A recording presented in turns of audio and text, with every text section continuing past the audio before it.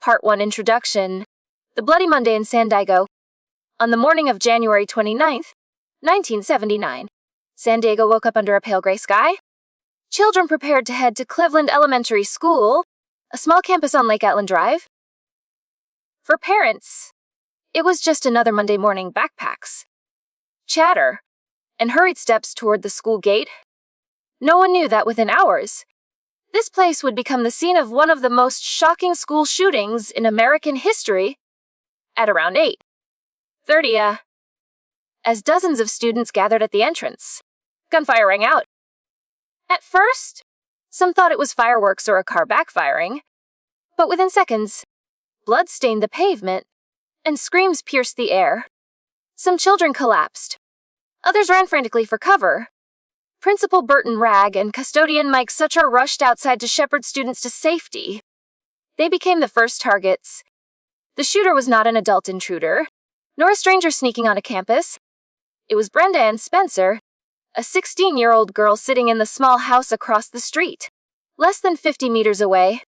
From her bedroom window, she calmly aimed a Ruger .22 semi-automatic rifle, a Christmas gift from her father just weeks earlier, and pulled the trigger. In the first 15 minutes, 2 adults were dead, 8 children wounded, and a police officer hit. Elementary school kids, some only 9 or 10 years old, were thrown into chaos. Gunfire mixed with cries for help, transforming a quiet suburban school into a battlefield. Police rushed to the scene, surrounding the block, but Brenda did not flee.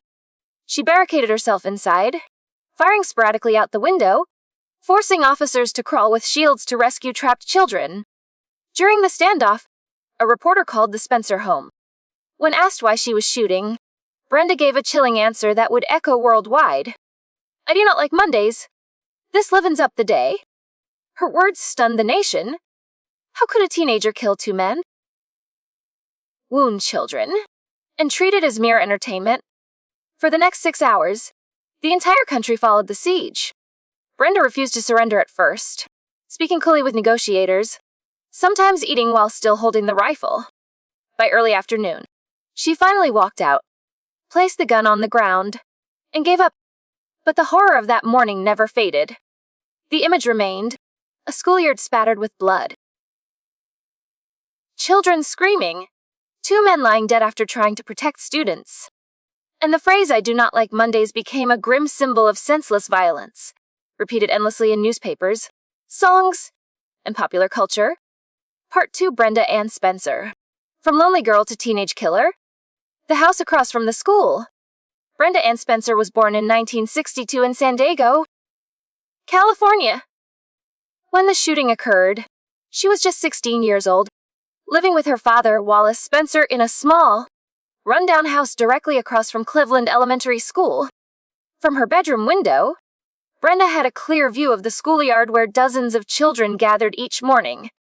The house was described as dark, cramped, cluttered, with little furniture or comfort.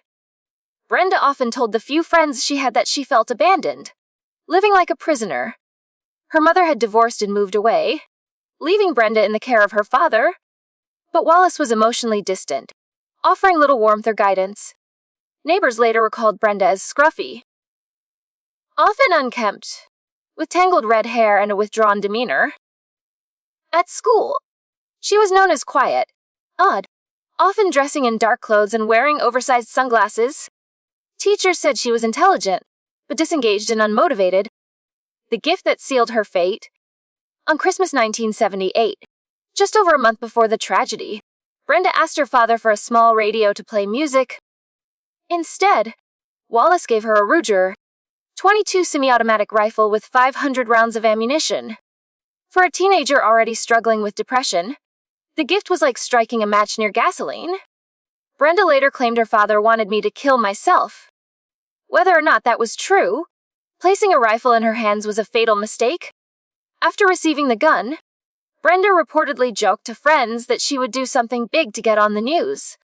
No one took her seriously, but weeks later, her words became reality. Warning signs ignored. Psychologists later identified many red flags in Brenda's behavior that went unnoticed. Violence toward animals. She shot birds with a bow and arrow in her neighborhood. Isolation. She lived in near total seclusion, with few friends and no healthy social connections. Dark statements. She told peers she wanted to do something crazy out of boredom. Severe depression. Brenda admitted to suicidal thoughts and feeling life was meaningless. But in the late 1970s, adolescent mental health was rarely taken seriously. Schools had few counselors. Families often dismissed troubling behavior as teenage angst. Brenda was left to spiral deeper into her private despair, a normal girl with a hidden darkness. On the outside, Brenda did not fit the image of a killer. She was frail, with childlike features and bright red hair. When her mugshot appeared in newspapers, many readers were shocked. How could this girl looking so harmless have calmly shot children and killed 2 adults? The contrast between appearance and action fascinated the media. They dubbed her the schoolgirl sniper and the deadly-eyed teenager. During negotiations on January 29th, Brenda displayed chilling composure. When pressed for a motive, she gave the infamous reply, "I do not like Mondays. This livens up the day." Her explanation was not revenge or hatred. It was boredom. That stark emptiness made her crime all the more terrifying. The first dark icon of school violence. Brenda was not the first to commit violence at a school in the U.S., but she was the first teenage girl to carry out a deadly school shooting of this scale. That fact shattered assumptions about who could be dangerous. Overnight, Brenda became a dark cultural icon. Headlines screamed. Teenage girl slays school principal and janitor. She killed because she hated Mondays. Her name became synonymous with senseless violence. The world had never seen anything like it before. Behind bars. Arrested the same day, Brenda was quickly brought before the California courts. Despite her age, prosecutors argued the crime was too severe for juvenile treatment. She would be tried as an adult. In court, Brenda admitted her actions, showing little remorse. In 1980, she was sentenced to life in prison, with the possibility of parole after 25 years. The public was divided. Some saw her as a broken child who needed treatment.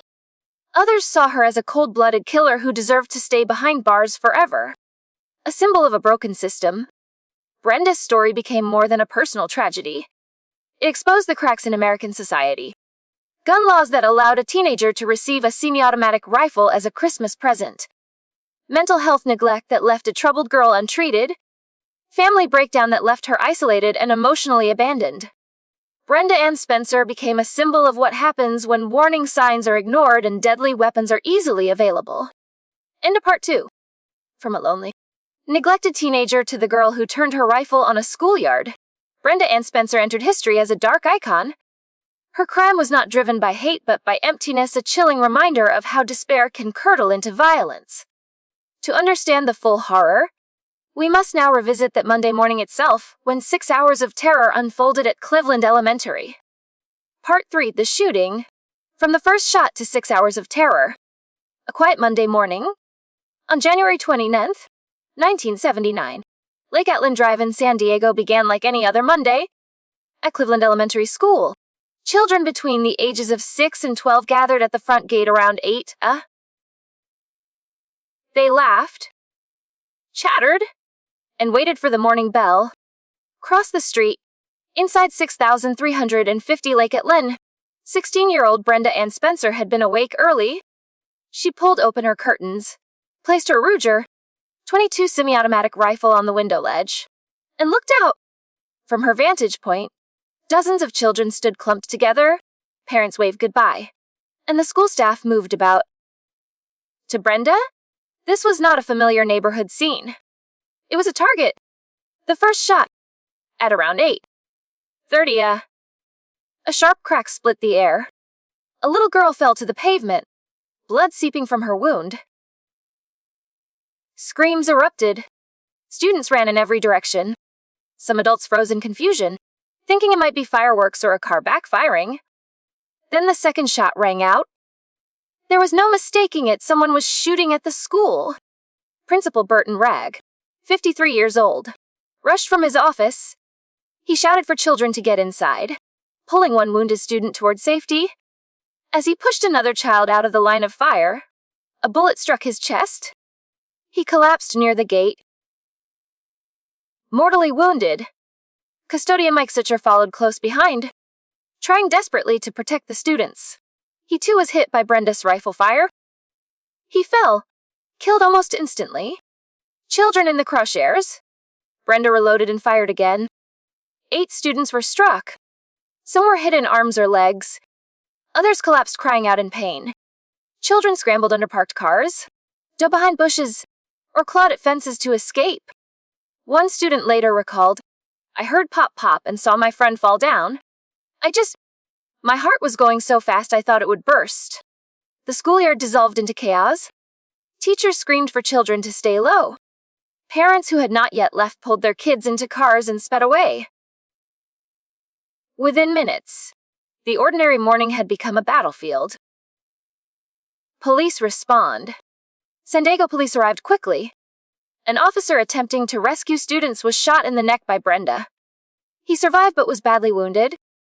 Officers identified the source of the gunfire of the Spencer house directly across from the school. They surrounded the property,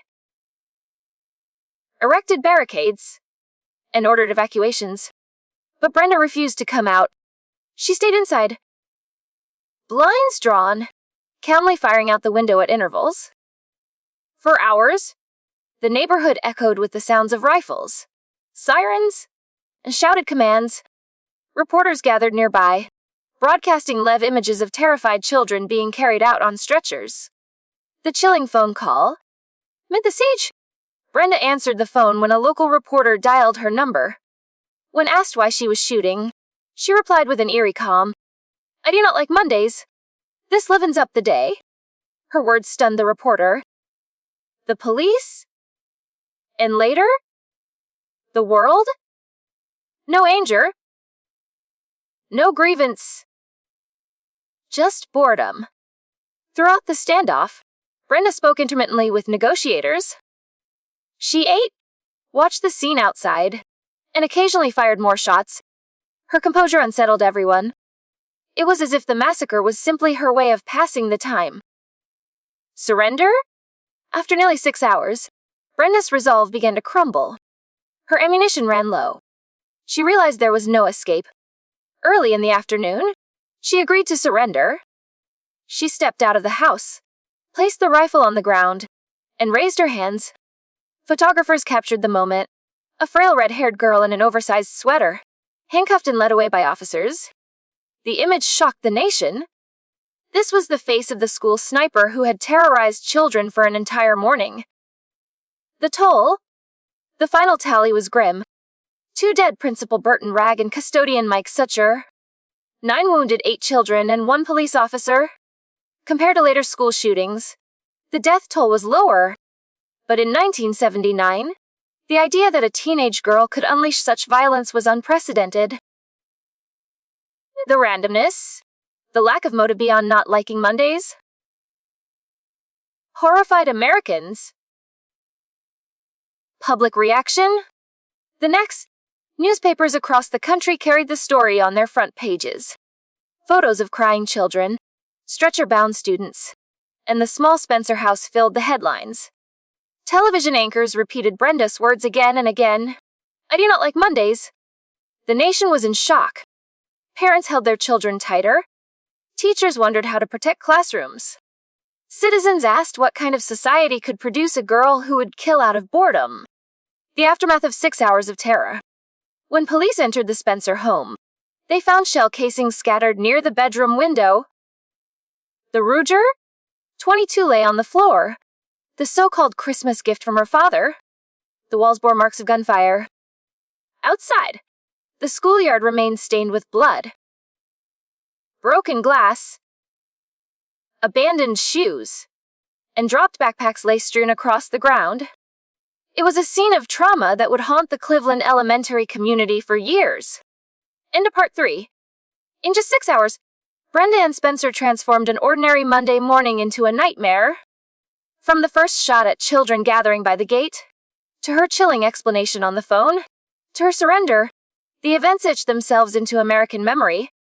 But the story did not end there.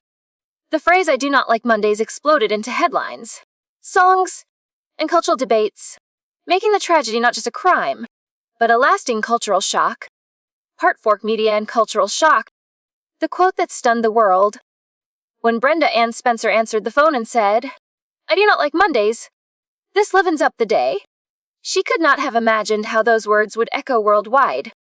The press seized on the line instantly. It became a symbol of cold indifference, of a lost generation, and of America's failure to address the problem of guns. The next, almost every major newspaper featured the phrase in bold print. It was not just an explanation. It became a declaration chilling in its simplicity and its emptiness. American media and the teenage killer.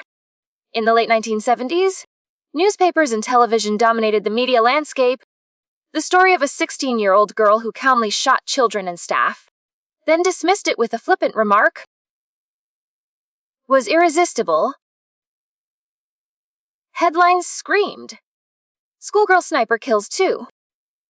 Wounds 9. She just didn't like Mondays. America's child killer next door. Television footage showed children carried on stretchers. Teachers crying. Police crawling for cover. The image of Brenda, small, red-haired, childlike, appeared everywhere, contrasting brutally with her deadly actions. Americans were stunned. This was not a hardened criminal or a deranged drifter. It was a teenage girl from across the street. The dissonance shook the nation. A global shockwave. The story spread quickly beyond use. Borders. Wire services like Reuters and UP carried the news to Europe, Asia, and beyond. Newspapers in Britain, France, and Japan ran headlines about the schoolgirl who hated Mondays. What captured attention was not only the crime, but the banality of the motive. If Brenda had spoken of revenge or hatred, perhaps the world would have understood. But killing because she was bored on Monday transformed the tragedy into a disturbing parable about modern life. I don't like Mondays from massacre to music. In July 1979, just months after the shooting, the Irish band the Boomtown Rats released a song titled "I Don't Like Mondays." Bob Geldof, the lead singer, had written it after reading about Brenda's words. The song retold the massacre through lyrics of irony and detachment. It became a global hit, topping charts in the United Kingdom and across Europe. For some, the song was a way of processing horror, forcing listeners to confront the senselessness. For others, it was an outrage turning grief into entertainment, reducing real victims to a catchy chorus. Regardless of opinion, the song immortalized Brenda's remark. Her words became etched not just in court transcripts, but in popular music history. Media's role in mythmaking. The Brenda Spencer case demonstrated the power and danger of media framing. Instead of focusing primarily on the victims, coverage centered on the killer. Her face, her words, her story dominated headlines. Reporters painted her as the deadly-eyed teen, the girl sniper, America's youngest cold-blooded murderer. This framing inadvertently gave her notoriety, even a twisted form of celebrity. Sociologists later warned that such attention risked inspiring copycats. Indeed, some later school shooters referenced Brenda Spencer, seeing her as a pioneer of infamy. Public questions without answers. The tragedy raised difficult questions. How could a teenager legally possess a semi-automatic rifle as a Christmas gift? Why were her mental health struggles ignored? Did the media's obsession with her remark glamorize violence? These questions haunted public debates for years. They remain relevant as America continues to wrestle with recurring school shootings. Dark symbol in American culture. Brenda Ann Spencer became more than a name in court records. She became a cultural shorthand. Her words were cited in textbooks, documentaries, novels, and television shows. In popular imagination, Monday no longer meant just the start of the week. It meant a reminder of senseless bloodshed. Cleveland Elementary joined the list of places forever linked with tragedy. Alongside Columbine, Sandy Hook, and Parkland in later decades. Into Part 4. The media turned the Cleveland Elementary shooting into a global story. Brenda's quote became a cultural touchstone, repeated endlessly in headlines and songs. But behind the mythology were real people, 2 men dead, 9 wounded, and countless children scarred for life. Next, we turn to the legal system. How did the courts judge a 16-year-old girl who committed such a crime? And what became of Brenda Ann Spencer behind bars? Part 5: The Legal System and Brenda Behind Bars. The trial of a 16-year-old. Immediately after her arrest on January 29, 1979, Brenda Ann Spencer was taken to San Diego Police Headquarters. Her case posed a difficult question for the California legal system. Should she be tried as a juvenile or as an adult?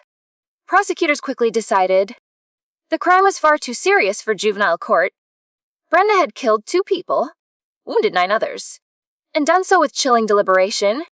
She would face adult charges and the possibility of life in prison. During hearings, Brenda appeared detached, even indifferent. When asked about her motives, she repeated the line, "I do not like Mondays." The sight of a teenage girl, red-haired and frail, standing in court without remorse, unsettled the public. Defense arguments in sentencing. Her defense attorneys argued that Brenda suffered from severe mental illness. They pointed to her history of depression, her talk of suicide, and the disturbing fact that her father had given her a rifle as a gift. They claimed she was a troubled child, not a cold-blooded killer. The jury was not convinced. The facts of the case were stark. In 1980, Brenda Ann Spencer was sentenced to life in prison, with the possibility of parole after 25 years. For many, the sentence seemed too light, but the law did not allow the death penalty for a minor. Life behind bars was the harshest punishment available. Families of the victims expressed mixed feelings. Justice had been served, they said, but the wound could never fully heal. Life inside prison. Brenda was sent to the California Institution for Women. Her life changed overnight from a teenager in a crumbling house to an inmate serving a life sentence. In her early years behind bars, she remained aloof and cold. Reports suggested she rarely expressed regret. Fellow inmates described her as withdrawn, often silent, and sometimes deeply depressed. Psychological evaluations diagnosed her with major depression and antisocial personality traits. At times she displayed signs of mild hallucinations. She was prescribed medication and required to attend therapy sessions. Repeated parole hearings. By 1993, Brenda became eligible for parole. She has applied more than 5 times since then. Each request has been denied. Every parole hearing draws media coverage. Family members of the victims appear, urging the board to keep her incarcerated. They argue that Brenda has never shown true remorse and remains a danger. At times, Brenda has expressed regret during hearings. She has spoken of being abused by her father and of feeling trapped in despair. She has said her crime was the result of untreated depression. But the words have not convinced the board or the public. Changing appearance. Unchanging memory. Photos of Brenda in later years shocked the public. The once skinny teenager with red hair had become a middle-aged woman with tired eyes and graying hair. Her face bore the weight of decades in prison. Yet, for many, she was still the 16-year-old who fired at children. Her physical transformation did not erase the memory of her crime. Daily life behind bars. In prison, Brenda took part in education and work programs. She learned trades, performed chores, and attended counseling groups. At times, fellow inmates said she could be sociable, even witty. But whenever the subject of Cleveland Elementary arose, she retreated into silence. Official reports note that she has not posed significant behavioral problems in custody. Still, the shadow of her past makes release nearly unthinkable. Justice or endless punishment. Brenda's case continues to stir debate. Some argue she was a mentally ill child who should have received treatment, not life in prison. They believe decades behind bars have been punishment enough. Others insist her actions were too monstrous to forgive. 2 men were dead, 9 others wounded, an entire community scarred. No number of therapy sessions or apologies could undo that. Each time her parole is denied, the message is clear. Society is not ready to accept her back. End of Part 5. The trial of Brenda Ann Spencer highlighted the tension between compassion for a troubled teenager and outrage at her crime. Her life sentences kept her behind bars for over 4 decades. She remains one of the longest-serving female inmates in California. Next, we examine the broader legacy of Cleveland Elementary, how this tragedy shaped debates on guns, mental health, media, and the future of American schools. Part 6: Legacy and Lessons for America. A crack in American society of the late 1970s. Before the Cleveland Elementary shooting, school violence in the United States was not unheard of, but it was usually small fights, isolated incidents, rarely mass shootings. The idea that a 16-year-old girl could open fire on an elementary schoolyard, killing 2 adults and wounding 9 others, shattered the public a sense of safety. The late 1970s were already a time of unease. The country was recovering from the Vietnam War, struggling with inflation, and reeling from Watergate. Trust in institutions was weak. Brenda Spencer's attack struck a nerve, exposing vulnerabilities in neighborhoods that once seemed peaceful. Gun ownership a question without answers. What shocked many was that Brenda did not steal her weapon or buy it illegally. She received the Ruger .22 rifle as a Christmas gift from her father. This raised a troubling question. How could American laws allow a teenager to own such a weapon so casually? In the years that followed, lawmakers and activists often pointed to Cleveland Elementary and gun control debates. But even with the outrage, political momentum stalled. The National Rifle Association (RA) and gun rights advocates resisted reforms. As a result, the United States not only failed to end school shootings but saw them multiply. Cleveland Elementary became the first chapter in a grim story that later included Columbine, Sandy Hook, Parkland, and Uvalde. The gap in adolescent mental health. Brenda had shown warning signs: depression, cruelty to animals, disturbing remarks about doing something big. But in the 1970s, adolescent mental health received little attention. Schools had few counselors. Families often dismissed troubling behavior as normal teenage rebellion. Resources for therapy were scarce, and stigma was high. The tragedy revealed the cost of neglect. A lonely girl spiraled into despair, and no one intervened. Today, mental health support in schools has improved, but gaps remained, especially in an era of social media pressures and rising youth anxiety. When media turned killers into symbols, the phrase "I do not like Mondays" became a cultural catchphrase. It appeared in headlines, songs, and even classroom discussions. But this focus also showed the dark side of media. By spotlighting Brenda's words and image, journalists inadvertently gave her a kind of notoriety. She became a symbol, a figure remembered not for who she killed but for what she said. Sociologists later warned of the copycat effect. Indeed, some later school shooters cited or referenced Brenda, seeing her as the origin of infamy. The case forced journalists and educators to ask, how do we report on such crimes responsibly, without glamorizing the perpetrator? Measured against later massacres, compared to later tragedies, Cleveland Elementary had a relatively low death toll, but it marked the beginning of the era of school shootings. Columbine? 1999, 13 killed, 24 wounded, redefining the phenomenon of mass shootings. Sandy Hook? 2012, 20 children and 6 staff killed, devastating the nation. Parkland? 2018, 17 victims, sparking the March for Our Lives movement. Uvalde? 2022, 21 killed, including 19 young children, shocking the world. Each time, commentators recalled Brenda Spencer. She was the grim precursor, the one who showed it could be done. Politics and paralysis. Every school shooting reignites the gun debate.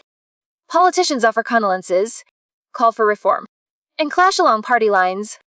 But after weeks, the momentum fades, and little changes. From Ronald Reagan to Joe Biden, presidents have expressed sorrow. Yet legislation remains blocked by deep divisions and the power of the NARA. The lesson of Cleveland Elementary is sobering. Even the murder of children may not be enough to move America toward decisive action. Trauma in the community. For the children of Cleveland Elementary, the memories never left. Many reported nightmares years later. The sound of gunfire haunted them into adulthood. Parents, too, were scared. As one mother put it, we sent our kids to school, the safest place we thought, and they came back bleeding and terrified. The school itself closed in the 1980s. Officially, it was due to demographic changes. But for many, closing the campus was a way to bury the ghosts of that bloody Monday. From tragedy to pop culture, the Boomtown Rats song I Done Tea Like Mondays cemented Brenda's words in popular culture. For some, it was art reflecting reality. For others, it was a grotesque exploitation of grief. Over the decades, the case inspired documentaries, podcasts, and countless true crime retellings. Brenda's name remains etched in the American cultural imagination, a shorthand for senseless violence. Lessons still unlearned. The Cleveland Elementary shooting teaches several enduring lessons. Guns in the hands of youth are a recipe for disaster. Mental health support must begin early. Families play a crucial role in prevention. Media must weigh the consequences of its framing.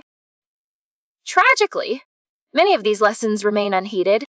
School shootings continue, year after year, as if history keeps repeating. Into parks.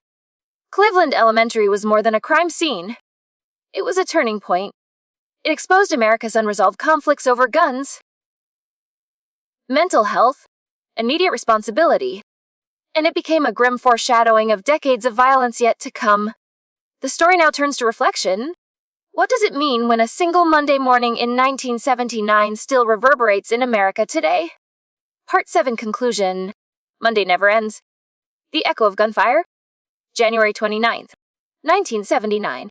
Has passed more than 4 decades ago, but its echoes still linger in American memory. Cleveland Elementary School has long since closed. Yet survivors cannot forget the sound of gunfire, the screams of children, the sight of 2 men falling as they tried to protect students. In the timeline of American school shootings, Cleveland Elementary does not have the highest death toll, but it holds a unique symbolic weight. The killer was a teenage girl. Her motive was emptiness. That absurdity, that senselessness, is what makes the tragedy unforgettable. A nation looking in the mirror, the case forced Americans to ask hard questions. Why could a child so easily receive a semi-automatic rifle? Why were warnings of mental illness ignored? Why did the media turn a killer's remark into a cultural slogan? Cleveland Elementary was not just a crime. It was a mirror. It reflected the flaws in American society, from gun laws to family neglect, from mental health to sensational journalism. The Mondays that followed. Since Brenda Spencer, America has endured many more Bloody Mondays. Columbine, Sandy Hook, Parkland, Uvalde. Each time, parents bury their children. Each time, politicians argue and stall. Each time, survivors whisper that they, too, heard the echoes of 1979. Collective memory and individual responsibility. What remains most chilling is not only the crime itself, but the way it is remembered. Most people recall Brenda's face. Her words. Few remember Burton Ragg, the principal who died saving children, or Mike Sitcher, the custodian who rushed into danger. This imbalance reveals something troubling. Society's fascination with killers often overshadows the memory of heroes and victims. If lessons are to be learned, memory must shift focus. The legacy of Cleveland Elementary is not just about Brenda Spencer. It is about the community that was abandoned until it was too late. Monday never ends. Brenda remains alive, still behind bars, serving her life sentence. But for America, that Monday morning has never truly ended. It repeats every time shots are fired in a classroom. It repeats every time parents wait outside police lines, praying their child is safe. The true conclusion of Cleveland Elementary has not yet arrived. It will only come when the United States confronts the causes of school violence with real resolve. Final words. The Cleveland Elementary School shooting was more than a tragedy. It was a warning. It showed how despair, neglect, and a single gun could destroy lives in minutes. It showed how society's silence could be as deadly as bullets. Brenda's Monday may have ended on the calendar, but in America's conscience, it has never stopped. It is a reminder, sharp and enduring, that school violence is not just history, it is a challenge of the present and the future.